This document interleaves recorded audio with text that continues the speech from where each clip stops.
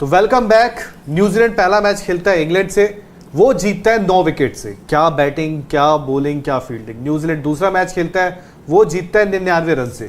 New Zealand तीसरा match खेलता है, वो जीतता 8 विकेट से। और आज का मैच 149 रन से।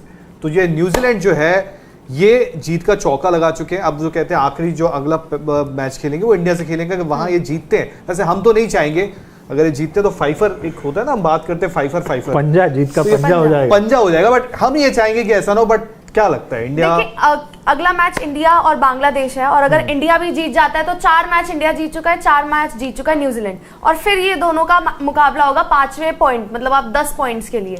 तो उस मैच में क्या लगता है कि वो वाला सबसे अब तक का वर्ल्ड कप का बड़ा मैच वो होगा, क्योंकि दोनों टीम्स जीत कर आ रही है, दो टॉप की टीमें निश्चित तौर पर भिड़ेंगी। मतलब अगर भारत बांग्लादेश को हरा दे तो अब वो चीज है कि न्यूजीलैंड ने पहले कर दिया, इसलिए उनके 8 अंक हो चुके हैं, 4 जीत का चौका लगा चुके हैं। भारत को अभी लगाना है, जिसपे बहुत सारे लोग ये भी बोलेंगे, जो हम एजेंडा में भी बात कर रहे थे, कि भाई बांग्लादेश एक चैलेंज होता है इंडिया के लिए, तो वो अगर हरा देते हैं तब जाके इनको मतलब बराबरी वाला मुकाबला जो टॉप की 2 टीमें होंगी वो खेलेंगी। बट वहां पे भी कंडीशंस जो है, शायद आप कहोगे कि न्यूजीलैंड को ज्यादा फेवर करें, धर्मशाला में खेलना है इनको। बट तारीफ जितनी न्यूजीलैंड की जाए उतनी कम है, क्योंकि आज भी अगर जब बात हो रहा था, जब टॉस हुआ तो शहीदी ने बोला ड्यू बाद में होगा, दिक्कत होगी। न्यूजीलैंड ने बोला भाई ड्यू तक जाने ही नहीं देंगे।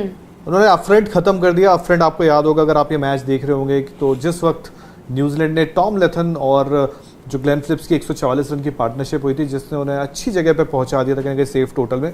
उसके बाद जब ये गेंदबाजी करने आया तो स्टार्ट में एक छक्का मारा था, मुझे याद है, गुरबाज ने, और थोड़ा बॉल मैट हेनरी ने आगे डाला था, उन्होंने छक्का मारा। लेकिन उसी ओवर की आप देखें गेंद में तो गुरबाज को आउट करते हैं, और उसके बाद कहीं ना कहीं विकेट की झड़ी लग जाती है।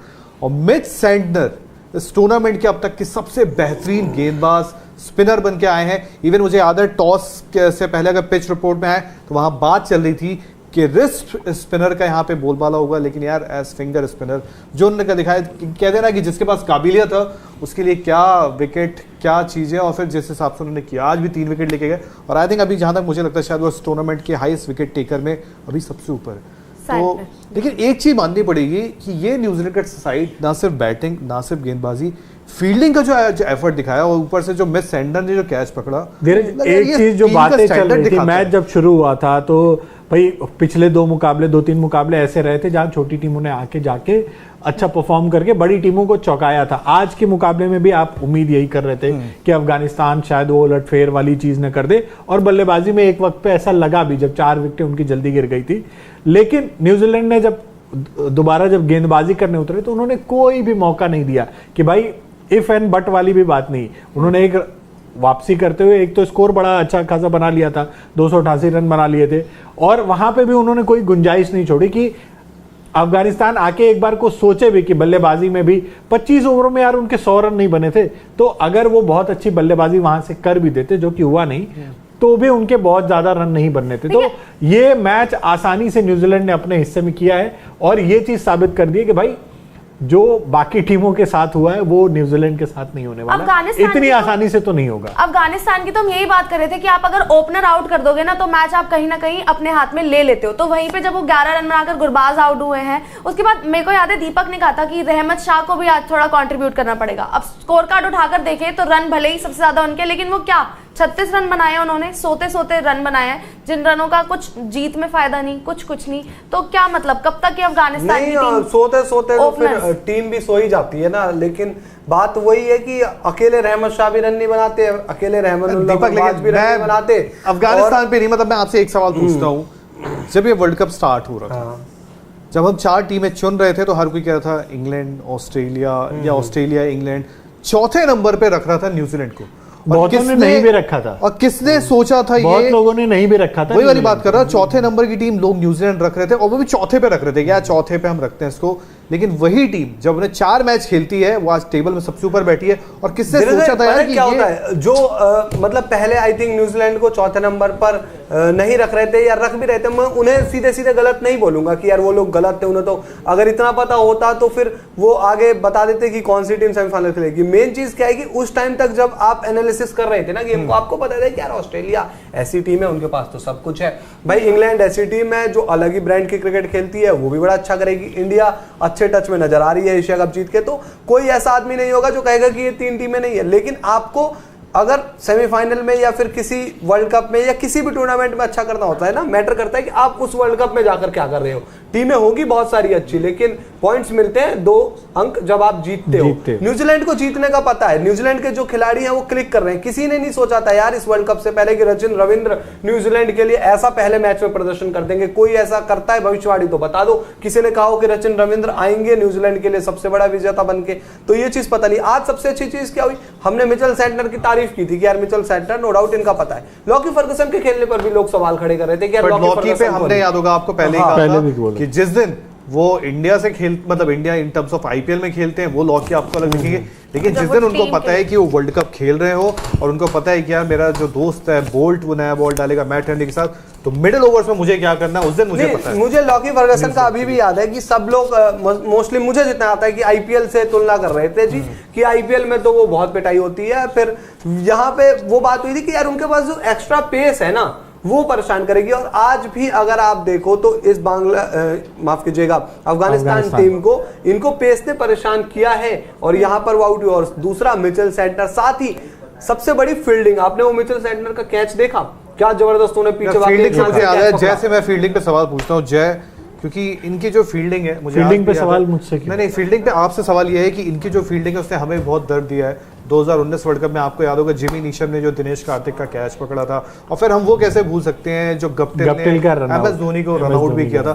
तो इनकी बैटिंग पे हमेशा चर्चा हो जाती है, न्यूजीलैंड की बॉलिंग पर भी होती है, पर फील्डिंग जो साइड है इनका वो भी एक बड़ा मतलब ऐसा है कि जिसमें बहुत कम बात होती है और वो अपना काम करके निकल जाते हैं। किसी भी टीम की जिस भी टीम की फील्डिंग अच्छी है उस पर आमतौर पे वो छप जाता है, क्योंकि बैटिंग और बॉलिंग में फील्डिंग एक ऐसा डिपार्टमेंट है जिस पे बहुत ज्यादा चर्चा नहीं होती। बट न्यूजीलैंड फील्डिंग से अपनी फील्डिंग से 20-25 रन का डिफरेंस पैदा करती है और ये चीज दिखता है। सैंटनर का आज का कैच देखिए, हमेशा से ये टीम ऐसी रही है जो बहुत ही अच्छी फील्डिंग साइड में इनकी गिनती होती रही है, तो उस वजह से मतलब इनको एडवांटेज वो मिल जाता है। और बाकी टीमों के बीच जो डिफरेंस दिख रहा है ना, ये 20-25 रनों का डिफरेंस, आप ये देखिए कि किसी भी टीम को जो चारों मैच इन्होंने जीते हैं काफी कन्विंसिंग तरीके से जीते हैं, अच्छे खासे मार्जिन से जीते हैं, तो कहीं पे भी चांस नहीं देते। बाकी टीमें, ऑस्ट्रेलिया को हमने देखा कैचेस ड्रॉप करते हुए, आज के मुकाबले में अफगानिस्तान ने बहुत सारे कैचेस छोड़े, बट न्यूजीलैंड वो गलती नहीं करती। न्यूजीलैंड को जो हाफ चांसेस है उसको कन्वर्ट करके मैच को अपने फेवर में करना आता है। और ये राहुल भाई भी आ गए, राहुल भाई से मैं पूछता हूं सवाल। राहुल भाई, ये जो गुड बॉयज है इनका तोड़ क्या है ये बताओ आप, कि ये गुड बॉयज हैं, ये आते हैं क्रिकेट खेलते हैं, कोई भी साइड होता है, बड़ा से बड़ा साइड आ जाए, छोटा से छोटा साइड आ जाए, ये गुड बॉयज एक देखो न्यूजीलैंड को एक फायदा हुआ है, एक एडवांटेज भी हुई है। हमने अपसेट्स भी देखी इस टूर्नामेंट में। इंग्लैंड हार गया, कल साउथ अफ्रीका हार गया। भाई उससे पहले तो सब यही बात कर रहे थे ना कि इंग्लैंड जो है वो बड़ा कंटेंडर होगा, ये होगा। देखा कि भाई वो दिल्ली में अफगानिस्तान के अगेंस्ट घुस गया, उसके बाद कल साउथ अफ्रीका नेदरलैंड्स के अगेंस्ट घुस गई। अब आप देखो न्यूजीलैंड को एक फायदा हुआ है, हालांकि न्यूजीलैंड का जो टेस्ट है वो शुरू होगा अब। क्यों? क्योंकि अभी जो उन्होंने 4 मैचेस जीते हैं वो बड़ी कन्विंसिंग तरीके से जीते हैं, बड़ी अच्छी दिखी है वो टीम। अगर आप उनको देखिए, उन्होंने एक बड़ा मैच जीता इंग्लैंड के अगेंस्ट, जो पहला मैच था वर्ल्ड कप का, उन्होंने बड़ी कन्विंसिंग तरीके से वो मैच जीता। रचिन रविंद्रा और डेविन कॉनवे ने उन्होंने शानदार, दोनों ने 100 बनाए, बट उसके बाद आप देखो इन्होंने हराया किसको है। उसके बाद इन्होंने हराया अफगानिस्तान को, आज हरा दिया, उससे पहले बांग्लादेश को हराया था, और एक मैच इन्होंने नेदरलैंड्स को हराया। अब हो सकता है कि इनका जो कभी कभार क्या होता है इन टूर्नामेंट्स में ना, बात करते हैं आपको, you have to peak at the right time. एक ऐसा मैच हो सकता है वो धर्मशाला में इंडिया के अगेंस्ट आ जाए, जो जय अभी बात ही कर रहे थे कि भाई इनका विजय रथ रोकेगा कौन, हो सकता है इंडिया रोक दे इनका विजय रथ, और आप क्या होता है एक ही मैच दूर होते हो, उसके बाद आप मोमेंटम और कॉन्फिडेंस आपका खो सकता है। बट ये न्यूजीलैंड एक ऐसी टीम है आईसीसी में, आई थिंक ये जिस आईसीसी टूर्नामेंट्स में जिनके लिए हमेशा कहा जाता है they always punch above their weight. अब क्या होता है, कोई और अगर आप शुरुआत में बड़ी टीमों के अगेंस्ट ये मैचेस जीते होते ना तो बात अलग थी। मैं अभी भी कहूंगा न्यूजीलैंड के लिए जो सेमीफाइनल के दरवाजे हैं वो उन्होंने काफी हद तक उसमें दरवाजा खोल दिया अपने लिए, अब जाना अंदर बाकी है। 4 मैचेस आप जीते हो, एक बड़ा मैच जीत गए हो आप, ठीक है। अब आपके पास सारी बड़ी टीमें खेलेंगे आप।